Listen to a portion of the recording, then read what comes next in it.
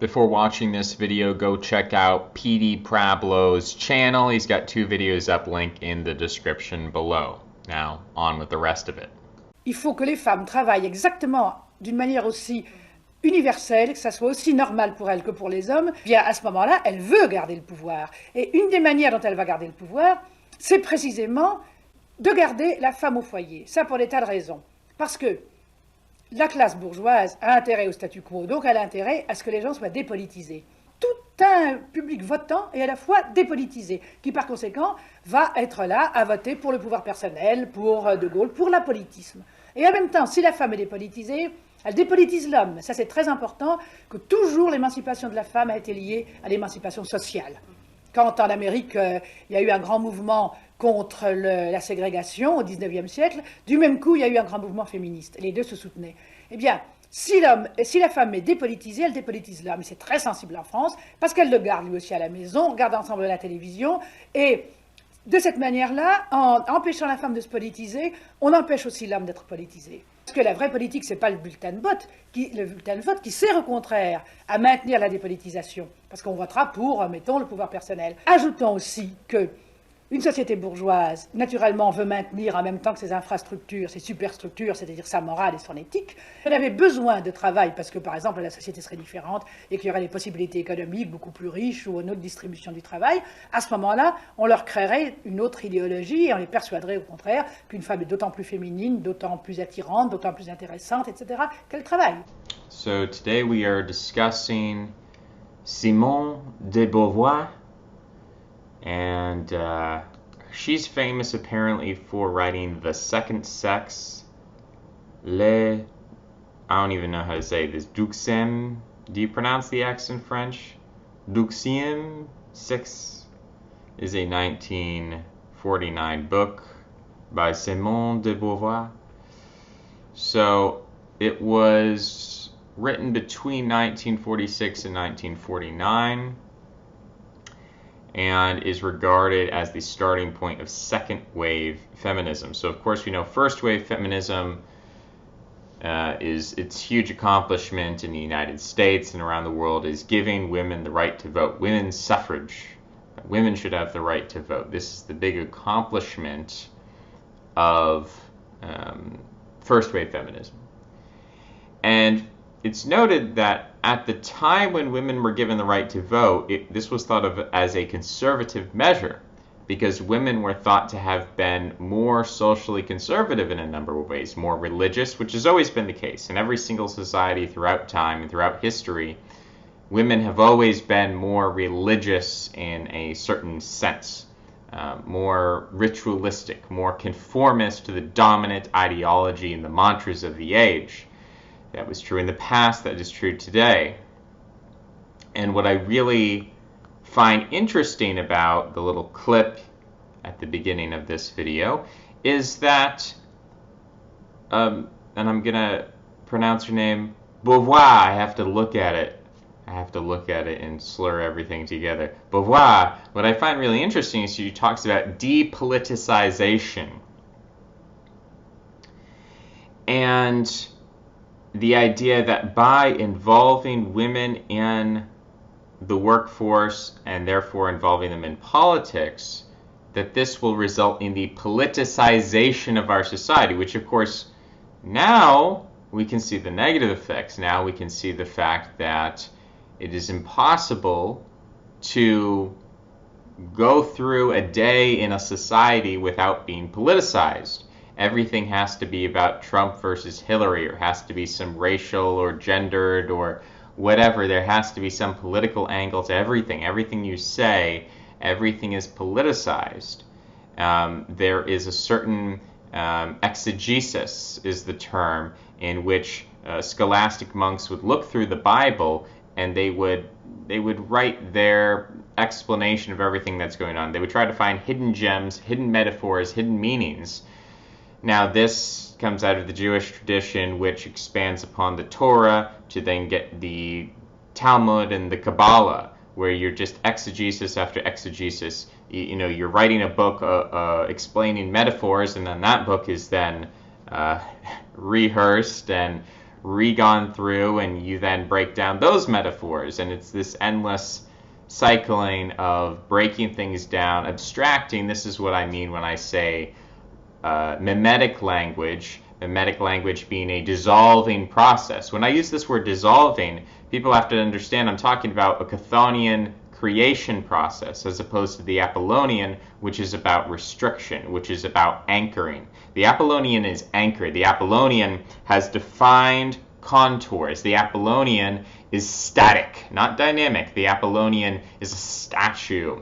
Whereas the Chthonian, the dissolving creation, the sea, the foam, the multiplicity, this is creative. This is dissolving. And so whereas the thing in itself, the silent Apollonian, the anchoring, whether it is to morality, ethics, family, virtue, whatever it is an anchoring, it is a deathly principle. It is a sort of circle of light out of which if you step, you enter into the realm of black death, and you're punished, and you're forced back into the light. It is a kind of imprisoning, the Apollonian. The contours of the statue form a kind of prison in which the statue exists, and therefore the statue is the prison itself. The form of the statue is the fact that the granite has been cut away and discarded and smashed to pieces and thrown into the rubble heap. That is what the statue is. The statue is the process itself of cutting away and limiting. So when we talk about mimetics, and we talk about language and the way that language builds off of language, and that we create work through the work of working through language. It's this endless cycling without limit, this endless potentiality, aiperon. It is what is suggested here, this kind of utopian endlessness, infinitude, the ability to create work out of nothing, to create criticism of criticism, endless self-criticism. This is what we mean when we say second wave feminism. It's no longer thesis, antithesis, synthesis. It's no longer, okay, well, we have a patriarchy, let's let women vote, and then we're going to have some kind of synthesis, okay, now everything's done and good. No, she criticizes the critics. She criticizes Sigmund Freud and Friedrich Engels. She is against the Marxists, right? She is post-Marxist in a sense. Now, of course, she has a lot of interesting things, I guess, to say about trade unions that people, oh, she's not a Marxist, she's a cultural Marxist. But that's facile, and that doesn't understand exactly what's going on. She is genuinely opposed to Marxism and communism. And in a way, she is a capitalist. One interesting thing, as I'm scrolling through here, the critic Camille Paglia praised Second Sex, calling it brilliant, supreme work of modern feminism. Paglia writes that most modern feminists do not realize the extent to which they are copying Beauvoir's arguments. In Free Men, Free Women, 2017, Paglia writes that as a 16-year-old, she was stunned by the imperious, authoritative tone, ambitious sweep through time and space, which helped her write sexual personae. I'm gonna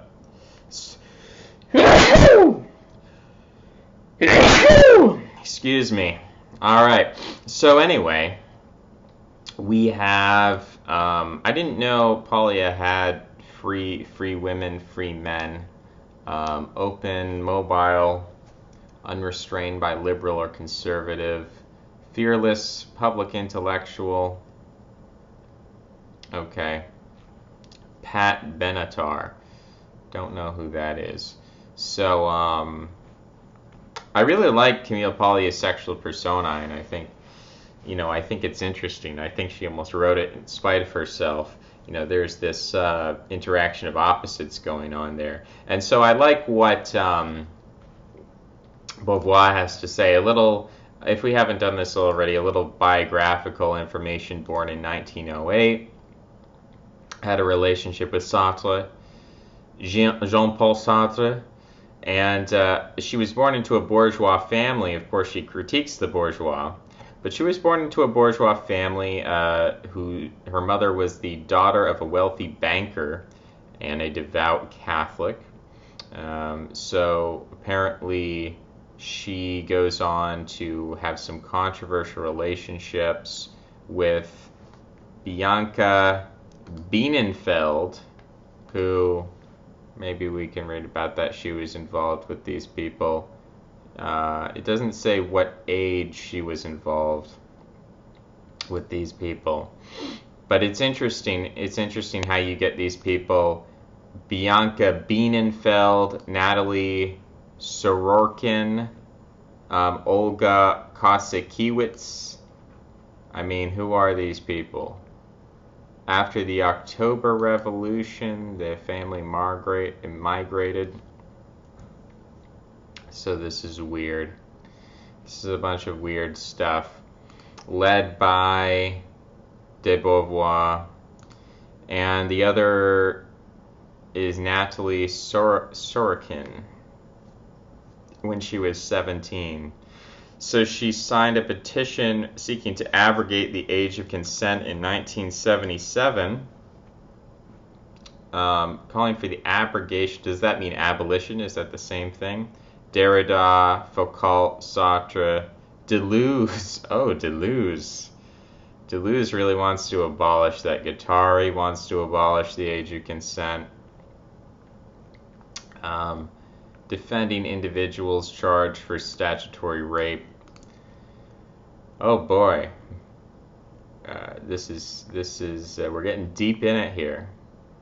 Legal consent. No one makes a contract before making love. Well, not necessarily true anymore. This is controversial. We're gonna have to get into this.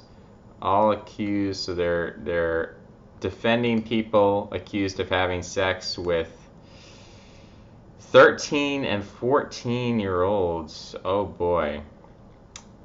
This is a contradiction because adolescents are responsible for their acts. A defense of infancy. Oh, now we're getting deep into it. Oh boy. Stated, wow. They supported Gerard R., an accused sex criminal signed by 63 persons. He lived with girls 6 to 12 and that they were happy with the situation. Oh, it was reprinted in 2001. Wow. This is sure is something, right? And it's interesting, I guess, with what's happening on YouTube right now. The whole thing is centered around the defense of children, which supposedly is being forced on YouTube. But it's interesting to always note how these things intersect. It's always sort of in the background, the concept of what it means to be a person, what it means to be responsible, what it means to have agency, what it means to sort of have a soul, to be mature, to be an individual, to stand on one's own.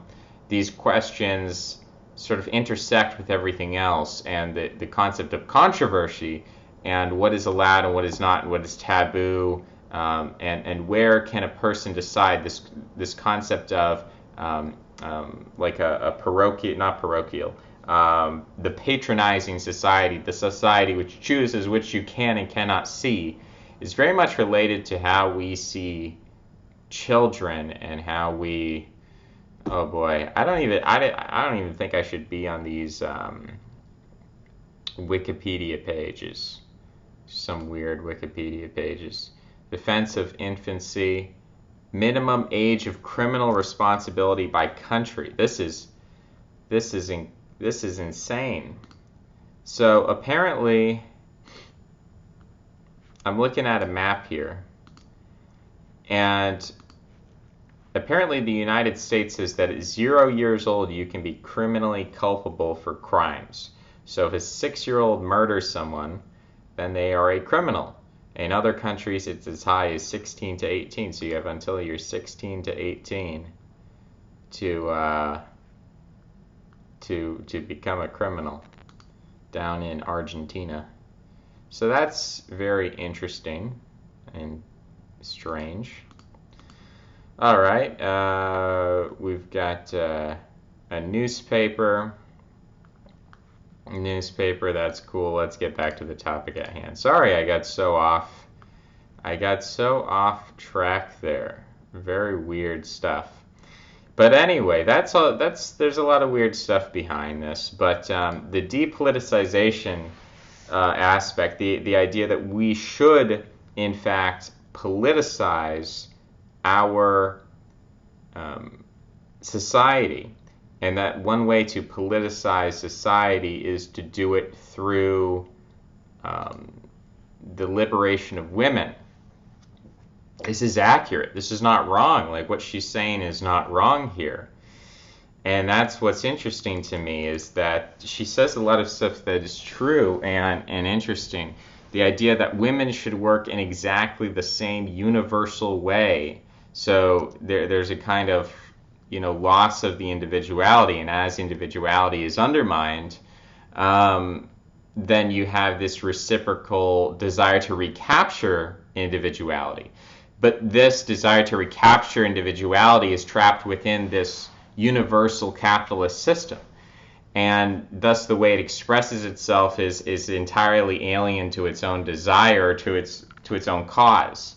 So while you can have someone who is de-individualized, they don't have the ability to go back to an individualization under a previous sign regime, under a previous paradigm. But they still have the desire, and so it's expressed in a different way, in the same way that a person can have a sex drive as a consequence of the evolutionary necessity of reproduction. But just because society has changed sexual relations, just because the sexual paradigms have changed, doesn't mean that the desire goes away, but that it expresses itself in new ways. And so we see sexuality express itself in wholly new ways today than ever seen before. And so that's kind of what I'm talking about here in terms of individuality, the universalization, the elimination of this second sex, this secondary sex, to make the male sex primary and universal, that we should all be these androgynous workers and work exactly in the same fashion in a universal way. This has predictive power, what she's saying back in, I guess, the 60s or 70s. And the idea that there's a dominant class, that this dominant class, in fact, wants people to vote. This is what she's saying. She's not a democratic liberal here. She's saying the democratic class wants people, or the bourgeois class wants people to vote because that depoliticizes people, because it is a kind of externalization of internal energy. And as we know from physical systems, every time you externalize or you activate or you make potential energy into kinetic energy, when you take a match and you light it on fire, you expend potential energy. And so the job of the dominant class is not to prevent people from expressing their energy, because that's just going to create a powder keg. That's going to create a buildup of potential energy that then has an explosive potential that could, impact the way that they want things to be run. So instead of holding people up, instead of containing people, instead of forcing them to be repressed and restrained, which is powerful, by the way. Sexual repression is powerful, and sexual repression can lead to great art. It can lead to great violence. So rather than repressing people's political urges, rather than making them apolitical in a direct sense, repressing politicism, you express that politicism through voting. You engage people in the voting process. And the more you can engage people in the voting process, the less dangerous they become, the more domesticated they become, because they're trapped, they're involved in this voting process and they can't escape it. They're expending their political energy on voting, which, of course, what does that do? You have two candidates who are virtually the same. They've been approved by different interests, perhaps. They have slightly different agendas. But ultimately, even in a sense, the person you're voting for has to operate within a parliamentary system, which is much bigger than themselves.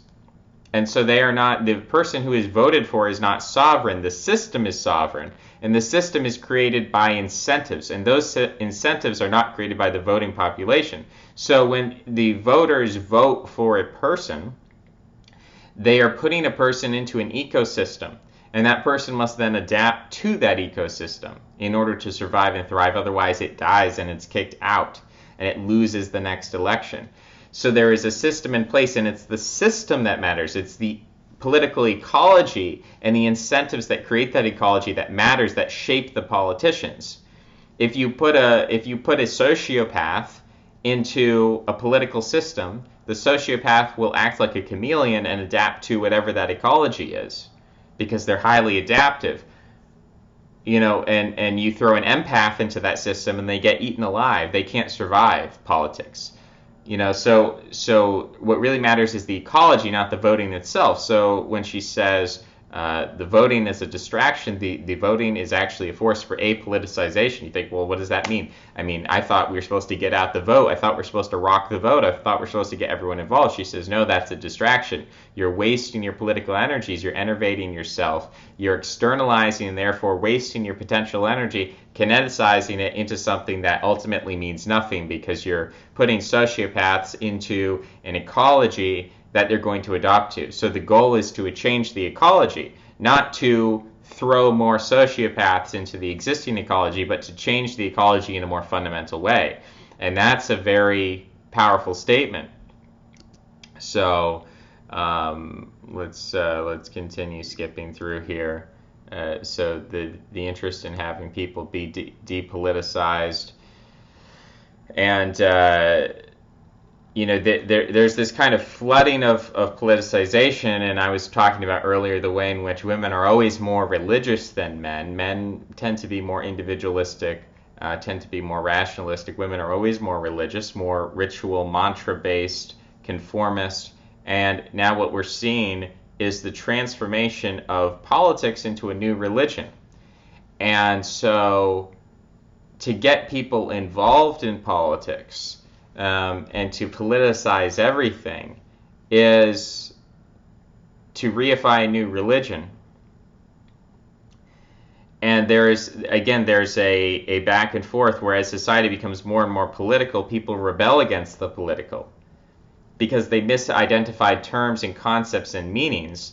And so when they see constant political debate and constant political rupture over issues like a border wall, which is a non-issue.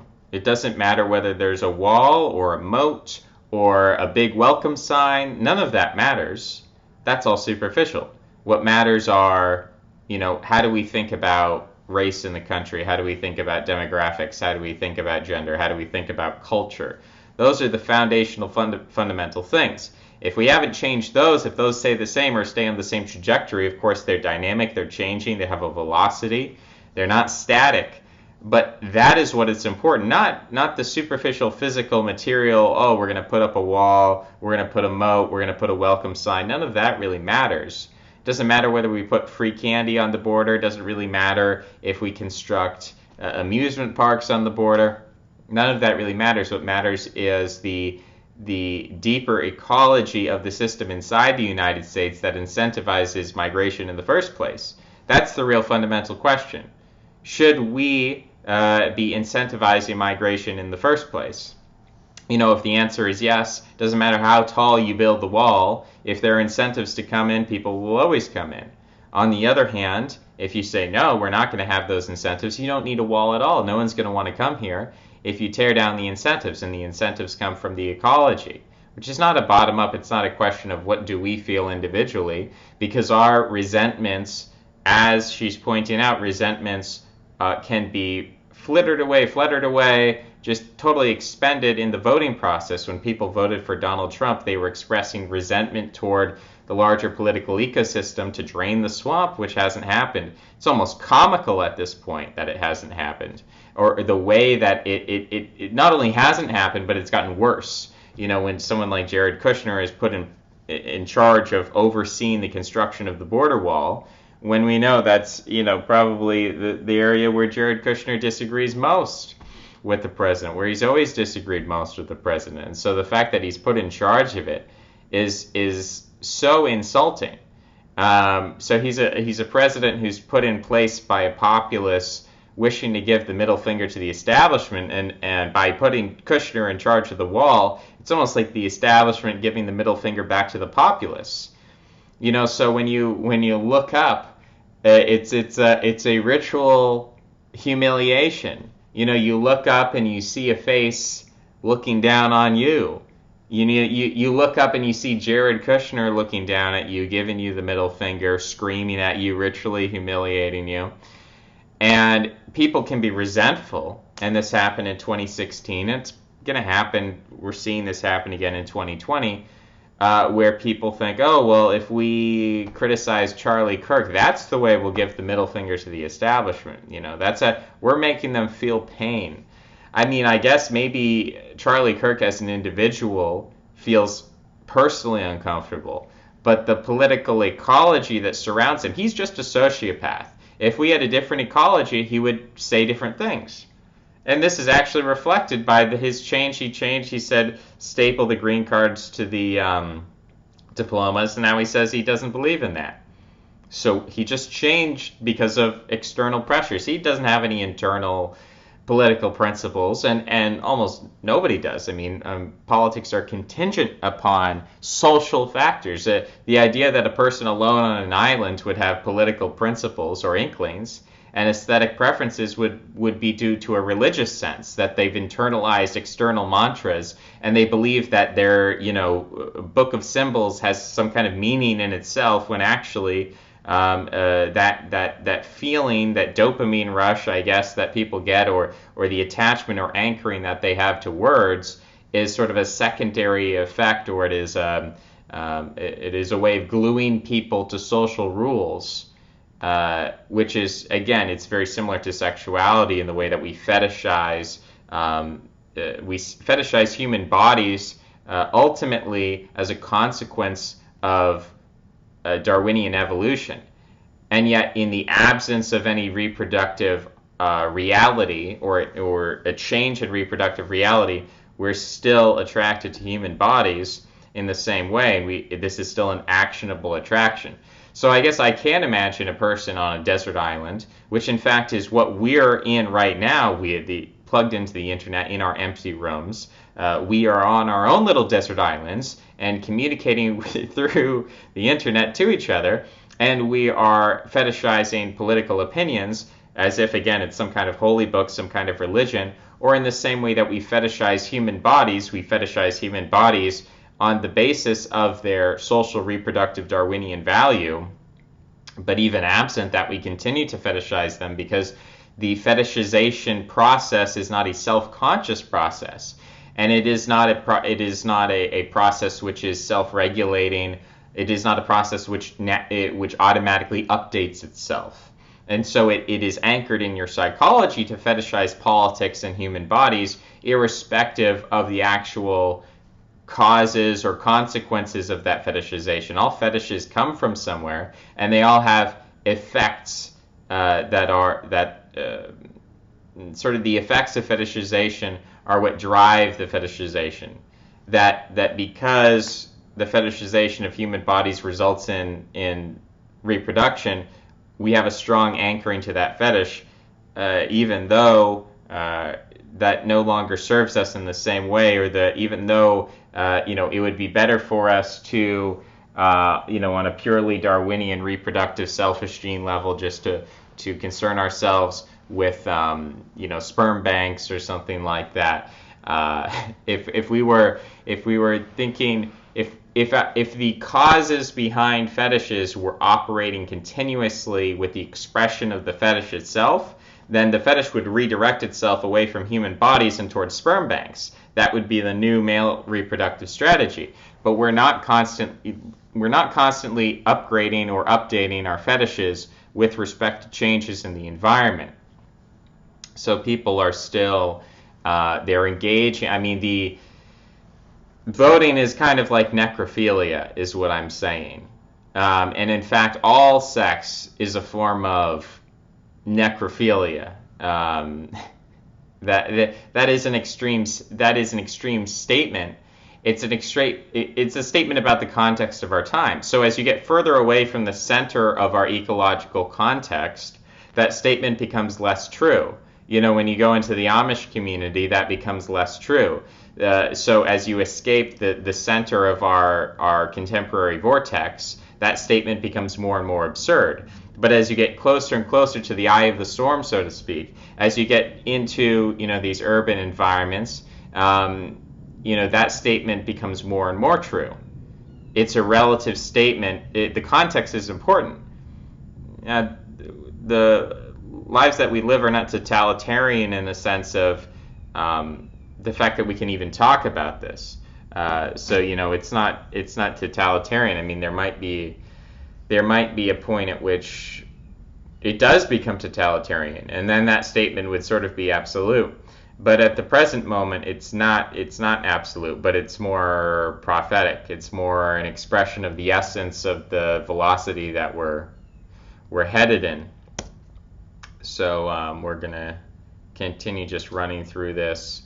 She talks a little bit about how different emancipatory, is that the word? Emancipatory? Different emancipatory movements are linked together. This dissolving of morality, dissolving aesthetics, dissolving superstructures, that as you have a society which is built upon social pillars, as you dissolve one of those pillars, the other pillars are put under greater stress, and it's easier to dissolve them as well. It's easier to crumble them and to reduce them and level them to nothing, to a new plane on which you can build a new religion and new structures that then become just as strong, just as codified and ossified. So what we're seeing now is this rapid, this constant sort of, you might imagine it like, imagine some Greek pillars, and on top of these pillars is a plateau or a roof or some kind of level surface. Well, what's happening with our society is that the pillars which undergird that plateau are being demolished, they're being dissolved, and they're sinking and crumbling into the ground, sort of like the World Trade Center collapsing in on itself. But these are Greek pillars, and they're holding up a platform. And we sit atop the platform. And so as these pillars are crumbling and we're leveling and society is sinking, there are new pillars being constructed on top of that platform. And so these pillars are now being constructed, and there's scaffolding being put up. And so it's almost like we're sitting atop a skyscraper that is collapsing in on itself. And as this skyscraper collapses in on itself at quite a rapid rate, at the same time, new levels, new construction teams with all kinds of equipment and ladders and whatever, I don't know what the technical things are, but there's scaffolding, and it's building up new levels. So just as we're collapsing from below, just as we're collapsing all of the structures underneath in the foundations of the skyscraper, there's still a construction team building up new things. And people are saying, oh, well, I got to move out of this office. It's going to be demolished soon. So I got to take the elevator, got to start running up the stairs to get to these new offices that are half created, half baked. And if we look up through, we stick our head out the window of the skyscraper, we can look up and we can see a construction crew, and they're making these new rooms, and they're very nice and shiny, and they're still not totally completed, they're still not finished, but we can imagine what it's going to look like at the top, and we're sort of scrambling to take all our papers and our briefcase and stuff everything in and rush up the stairs and try to get to that new office. And just when we think we've settled into the new office, well, we're getting into the demolition zone. The skyscraper is sinking down, and we're getting down to that bottom layer where we're no longer safe. And so, we have to pack up. And we were barely able to get any work done, barely able to sit down and write a book or write a paper or write a report or even say a single word before we had to once again pack up all our things, leave some things behind. Of course, you can't take everything with you, but you try to take as much as possible and rush and rush and rush. It's like you go to take a shower and you hear the alarm bell. Oh, there's the alarm. The cultural event, it's coming. You're reaching the bottom. You got to rush out half naked out of the shower. You're throwing on your socks. You're trying to get your tie on as you rush up the stairs to that next level, which is still under construction.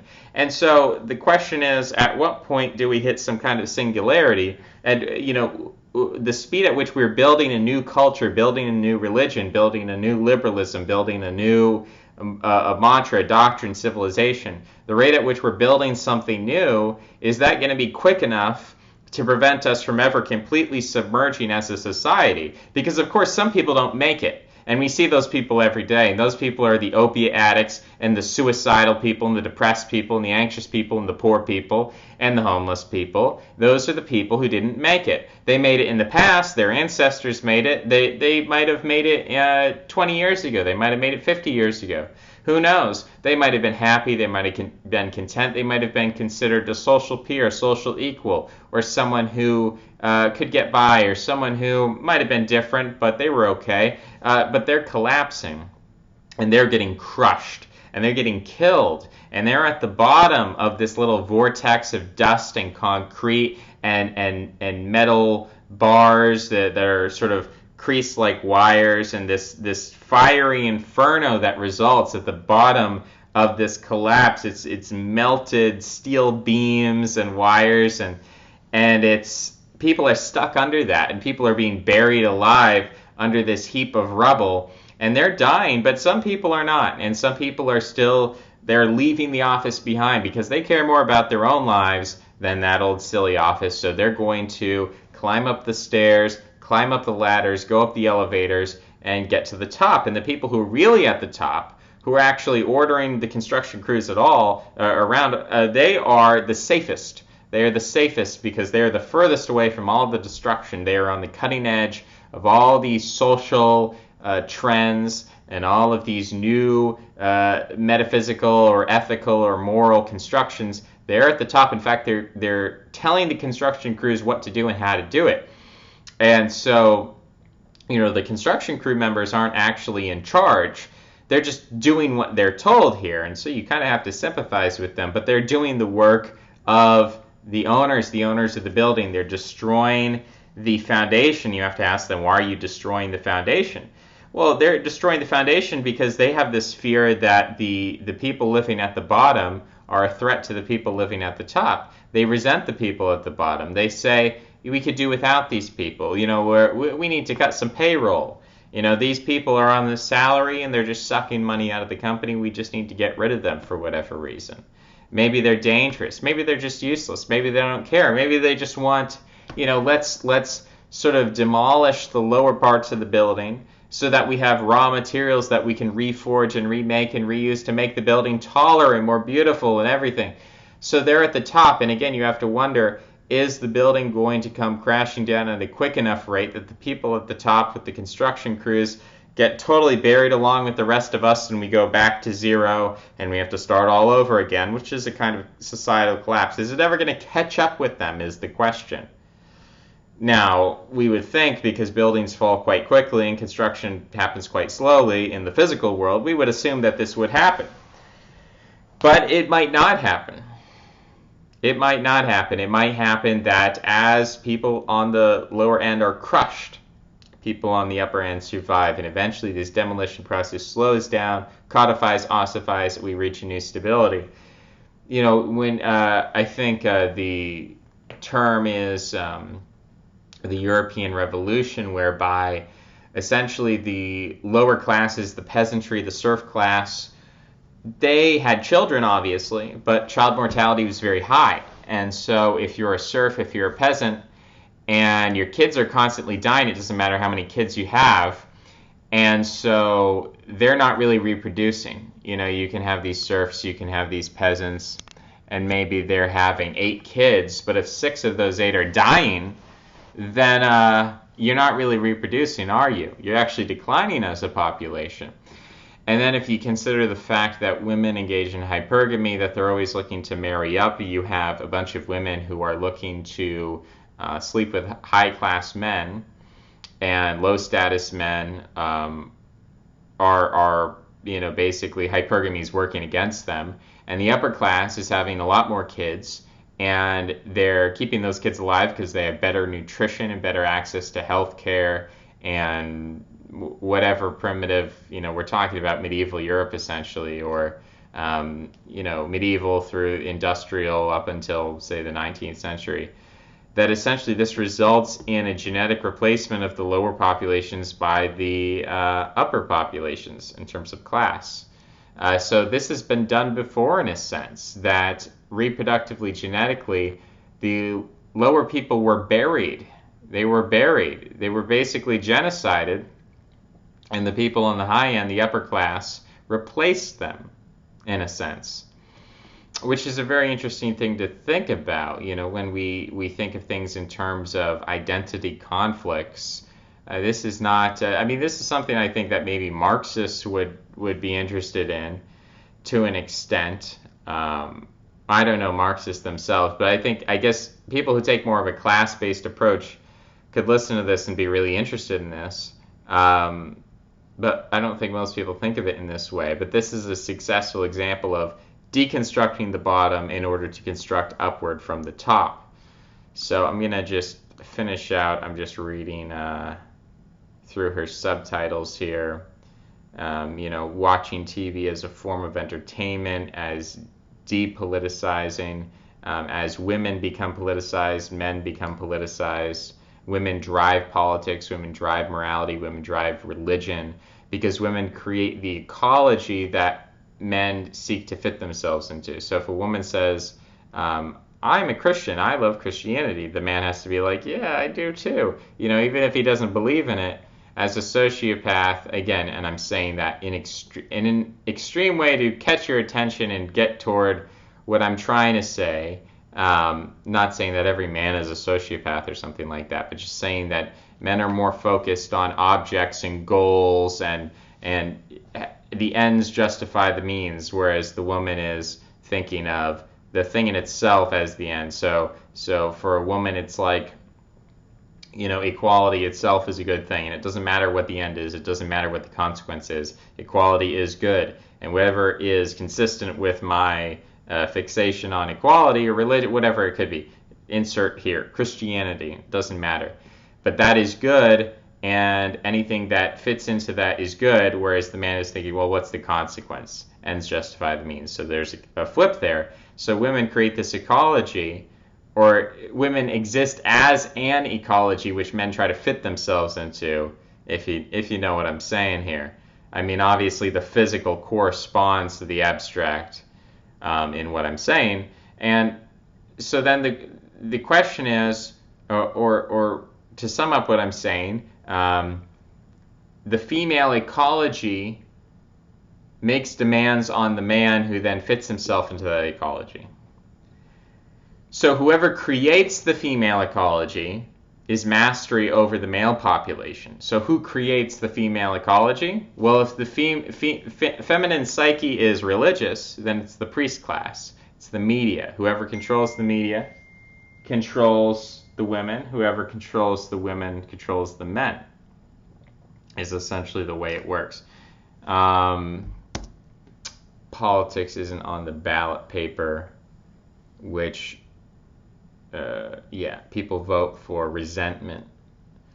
Bourgeois society wants to maintain its infrastructure, its morality, its ethics, superstructures.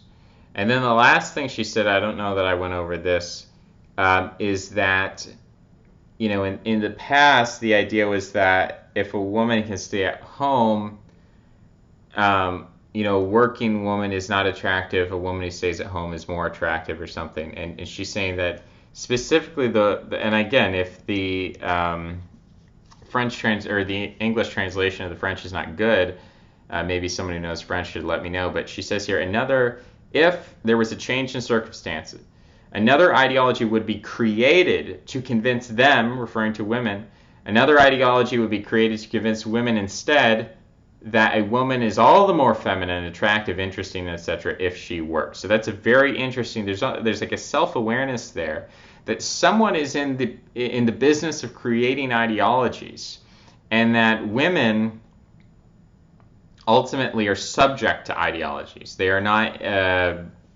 independent agents free of ideology, but they're actually dominated by ideology. And so if you can create an ideology which says, oh, a woman is all the more feminine, attractive, interesting, if she works, then that's amazing. And she can travel, and she can afford to travel, and that makes her interesting.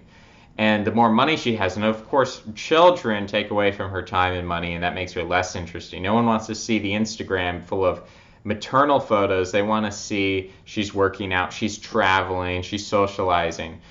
that makes her all the more feminine, attractive, and interesting. So an ideology has been created. So this is very prophetic. This is very prophetic. So she, as an individual, people might question, might not like some of her personal choices. But even if you disagree with her, there's a lot of interesting things to learn from Simone de Beauvoir. So thank you, Simone. Okay, that's it.